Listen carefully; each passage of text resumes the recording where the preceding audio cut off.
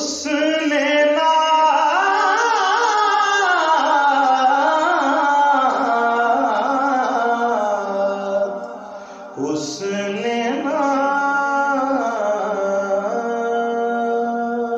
اور کسی کو اجازت میں نہیں دیتا کہ کوئی اس کو شریک کرے. وہ شرک سے پاک رہتا ہے، اور شرک سے پاک ہے. وہ کسی کو شریک کرنے یا کسی کے عمل میں شریک ہونے کی نہ اجازت دیتا ہے نہ کرتا ہے.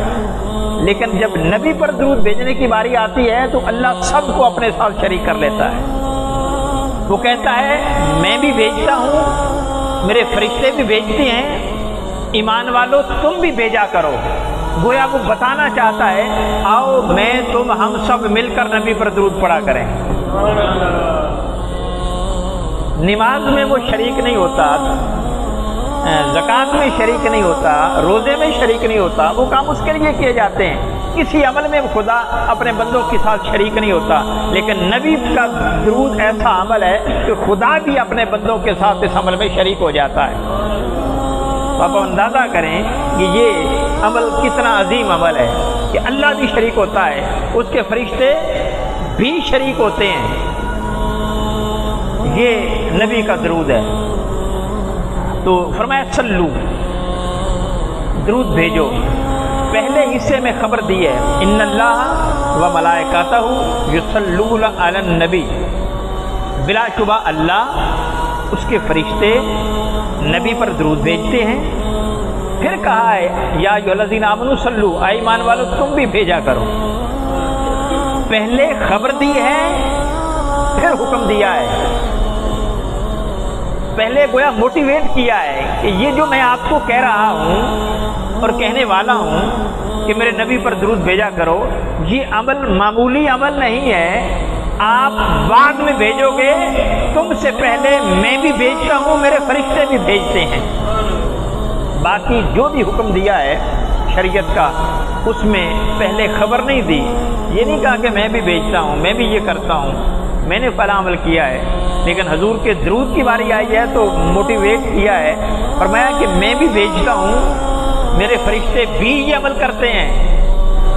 ایمان والو تم بھی کیا کرو. گویا کہا کہ ایمان والو تم اس عمل میں شریک ہو جاؤ گے جو میں اور میرے فرشتے کرتے ہیں. تو ائمہ لغت کہتے ہیں والملائکہ، تو یہ جمع مضاف ہے، اور جمع مضاف کا یہ خاصہ ہوتا ہے کہ اس میں کلیت کا معنی پایا جاتا ہے. کلیت کا یہ نہیں کہا کہ میرے کچھ فرشتے بھیجتے ہیں. کلیت کا معنی یہ ہے کہ میرے سارے فرشتے میرے نبی پر درود بھیجتے ہیں. میں بھی بھیجتا ہوں، میرے سارے فرشتے بھیجتے ہیں. اور جب اللہ یہ خبر دے رہا ہے کہ میں اور میرے سارے فرشتے بھیجتے ہیں تو وہ یہ چاہتا ہے کہ میرے سارے بندے میرے نبی پر درود بھیجا کریں، سارے مومن میرے نبی پر درود بھیجا کریں. تو پھر جو نبی پر درود بھیجتے ہیں گویا وہ اللہ کے بندے خاص ہیں، وہ اللہ کے خاص بندے ہیں، وہ مومن ہیں. اور جو نبی پر درود نہیں بھیجتے ان کا پھر ایمان کے ساتھ کیا تعلق ہے؟ اللہ کے ساتھ پھر ان کی کیا نسبت ہے؟ اللہ فرماتا ہے میرے سارے فرشتے بھیجتے ہیں، ایمان والے تم بھی بھیجا کرو. تو جو نبی پر درود نہ بھیج کر اللہ کی بات کا انکار کر رہا ہے پھر اس کا اللہ کے ساتھ کیا تعلق ہے؟ اور یاد رکھ لیں لفظ جو استعمال کیا فرمایا صلو، درود بھیجو. حضور نبی مکرم صلی اللہ علیہ وآلہ وسلم جب نماز جیسی حرکات و سکنات کرتے تھے تو صحابہ نے پوچھا یا رسول اللہ یہ کیا ہے؟ حضور نے فرمایا صلو، یعنی تم بھی کرو. حضور کیسے کریں؟ فرمایا کما رأیتمونی اصلی، جیسے مجھے کرتے دیکھو ایسے تم بھی کرو. حضور بھی کہہ رہے ہیں کہ صلو، خدا بھی کہہ رہا ہے کہ صلو. خدا کی عبادت کے لیے بھی لفظ صلو ہے، مصطفیٰ کی عقیدت کے لیے بھی لفظ صلو ہے. لفظ ایک ہی چنا ہے. اللہ نے اپنی عبادت کے لیے بھی صلاۃ ہی چنا ہے. مصطفیٰ کی تعظیم اور مصطفیٰ کی عقیدت اور مصطفیٰ کے احترام اور مصطفیٰ کی عزت و بلندی کے لیے بھی صلاۃ ہی چنا ہے. اب وہ آگے پھر اللہ جانتا ہے پھر اس کے کیا ہے. مطلب ہے لفظ تو ہمیں ایک ہی دیا ہے، اپنے لیے بھی صلاۃ دیا ہے اور مصطفیٰ کے لیے بھی صلاۃ دیا ہے۔ اور یاد رکھ لیں یہ نماز جس کا نام صلاۃ رکھا، اس کا نام کوئی اور بھی رکھا جا سکتا تھا۔ قاعدہ یہ ہوتا ہے کہ اسی عمل میں سے ایک چیز کو اللہ پسند کرتا ہے اور اتنا پسند کرتا ہے کہ اس پر اس پوری چیز کا نام رکھ دیتا ہے۔ قرآن مجید کی صورتوں کے حوالے سے یہی اصول اپنایا گیا۔ 114 صورتیں ہیں، جس صورت کا بھی نام رکھا اسی صورت میں سے وہ نام لیا گیا، اور اسی صورت میں سے وہ نام اتنا پسند آیا اللہ کو، وہ لفظ اتنا پسند آیا اللہ کو کہ پوری صورت کا نام اس نام پہ رکھ دیا۔ سورہ بقرہ یہ 2.5 پاروں پر مشتمل ہے۔ بقرہ کہتے ہیں گائے کو۔ اب گائے کا ایک واقعہ اس میں آتا ہے جو 2-3 رکوعوں پر مشتمل ہے، لیکن یہ 2.5 پاروں پر مشتمل صورت ساری کی ساری صورت میں گائے کا ذکر نہیں ہے، چند آیات میں ذکر ہے۔ باقی اور بھی کئی احکامات ہیں اس صورت کے اندر، اور بھی کئی پیغامات ہیں اس صورت کے اندر، اور بھی کئی تذکرے ہیں، کئی لوگوں کی عظمتیں بیان کی گئی ہیں، لیکن ان چیزوں پر صورت کا نام نہیں رکھا۔ یہ گائے کا واقعہ اللہ کو پسند آیا تو صورت کا نام ہی اس گائے کے نام پہ رکھ دیا۔ سورہ آل عمران ہے، اس میں بے شمار ذکر ہے، لیکن حضرت عیسیٰ علیہ السلام کی والدہ مائدہ، حضرت مریم علیہ السلام کے جو والد تھے ان کی آل کا ذکر بڑا پسند آیا تو اس پہ نام رکھ دیا۔ اسی طرح یہ سورہ مزمل ہے۔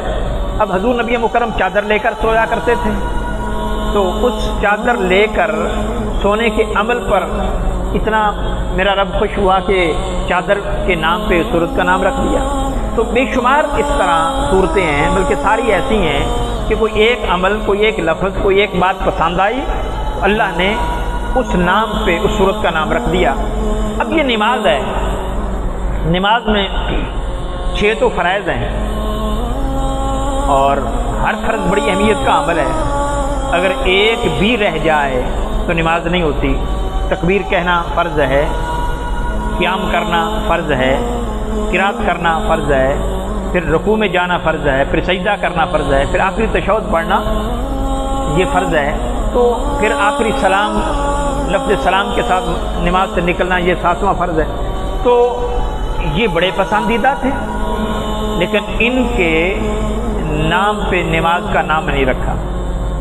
اس پوری عبادت کا نام رکوع بھی رکھا جا سکتا تھا، اگر وہ مشہور ہوتا تو ہم رکوع کہا کرتے، سجدہ بھی رکھا جا سکتا تھا، حتیٰ کہ اللہ کی تعظیم کے لیے سب سے انتہا کی جو حالت ہے وہ سجدہ ہے۔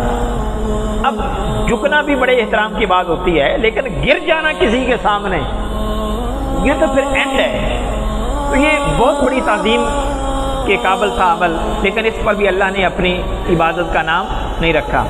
ایک لفظ اور ایک چیز نماز کے اندر نبی مکرم صلی اللہ علیہ وآلہ وسلم کا درود ہے۔ نماز کے اندر نبی مکرم کا چاہو اسی زبان میں پڑھو، امام بصیری کی زبان میں مولا صلی وسلم دائماً پڑھو تب بھی قبول، اعلیٰ حضرت کی زبان میں مصطفیٰ جان رحمت پہ لاکھوں سلام پڑھو تب بھی قبول ہے۔ کوئی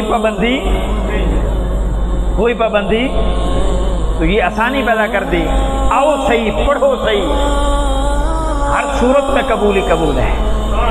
اور پھر یہ ہے کہ اللہ جل مجدہ اپنی صلاۃ قبول کرنے کے لیے بھی شرط رکھتا ہے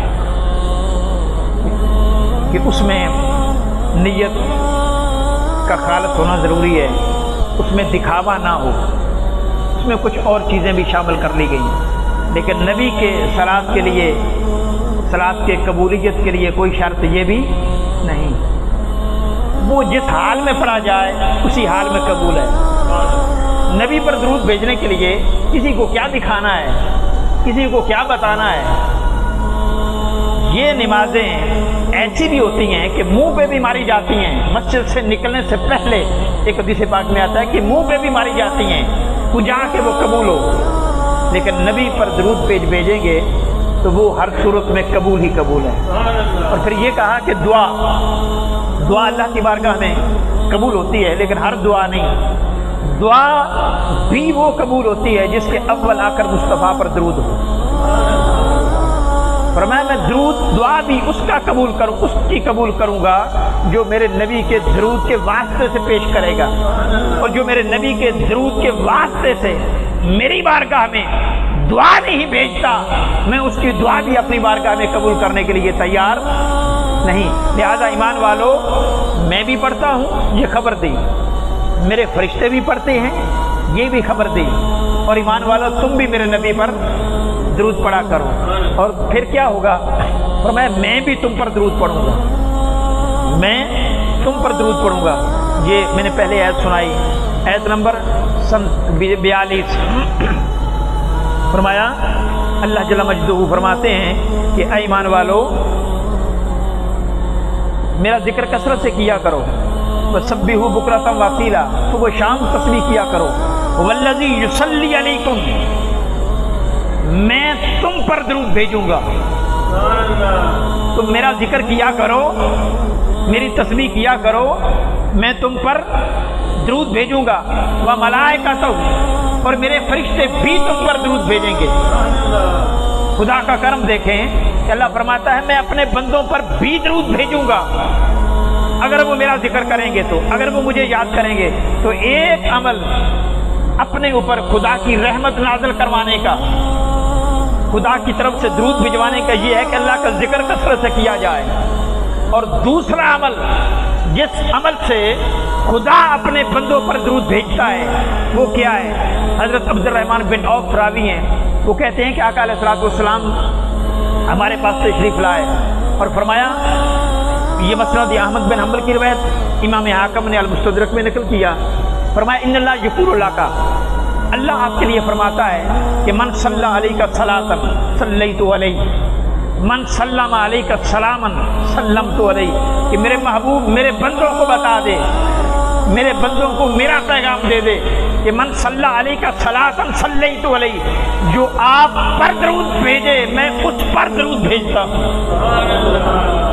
جو آپ پر درود بھیجے میں خدا ہو کر اس پر درود بھیجتا ہوں، اور من سلم علیک سلاما سلمت علیہ، جو آپ کو سلام کہے میں خدا ہو کر اس کو سلام کہتا ہوں، جو آپ کو سلام کہے میں خدا ہو کر اس کو سلام کہتا ہوں۔ اور من صلی علیک صلاۃ صلیت علیہ عشرا، من سلم علیک سلاما سلمت علیہ عشرا۔ ابو طلحہ انصاری کہتے ہیں، یہ ترمذی شریف کی حدیث، ابو طلحہ انصاری کہتے ہیں کہ ہم نے ایک مقام پر یوں سنا کیا کہ میرے محبوب فرماتے ہیں کہ اللہ فرماتا ہے کہ میرے بندوں کو بتا دے کہ من صلی علیہ کا صلاۃ صلیت علیہ عشرا، جو آپ پر ایک بار درود بھیجے میں خدا ہو کر اس پر 10 بار بھیجتا ہوں، اور من سلم علیہ کا سلاما سلمت علیہ، جو آپ پر ایک بار سلام بھیجے میں اس پر 10 بار سلام بھیجتا ہوں۔ تو یہ کتنے بڑے اعزاز کی بات ہے کہ خدا کا بندوں پر سلام آئے اور خدا کا بندوں پر صلات آئے۔ آخر میں علامہ اقبال کا ایک جملہ، وہ کہتے ہیں کسی نے پوچھا آپ کیسے بنے یہ اتنے بڑے نامور عالم، سکالر، ادیب؟ انہوں نے کہا اور تو مجھے کوئی وجہ یاد نہیں ہے، ایک وجہ ہے جو مجھے محسوس ہوتا ہے کہ جس کی وجہ سے مجھے یہ عزت ملی ہے۔ پوچھنے والے نے کہا کیا؟ کہا کہ میں نے 1 کروڑ مرتبہ گن کر نبی پر درود بھیجا ہے، یہ مجھے اس کا صلہ لگتا ہے، یہ مجھے اس کا صلہ لگتا ہے۔ ربیع الاول کا خاص تحفہ درود پاک ہے، ہر وقت پڑھنا چاہیے، لیکن میلاد مصطفیٰ کے مہینے میں بالخصوص اس کا اہتمام کرنا چاہیے۔ ہر روز کی کروڑ مرتبہ تو زندگی میں پڑھنا چاہیے۔ اگر اس کی کیلکولیشن کر لی جائے، آج جا کر یہ کام کریں نا، کیلکولیشن کریں کہ کتنی دیر میں ہم کروڑ پڑھ سکتے ہیں، ایک دن میں آسانی سے کتنی مرتبہ پڑھ سکتے ہیں، پھر وہ وظیفہ بن جائے۔ اور ربیع الاول کا یہ تحفہ ہے کہ حضور نبی مکرم صلی اللہ علیہ وسلم کو درود کا تحفہ پیش کیا جائے۔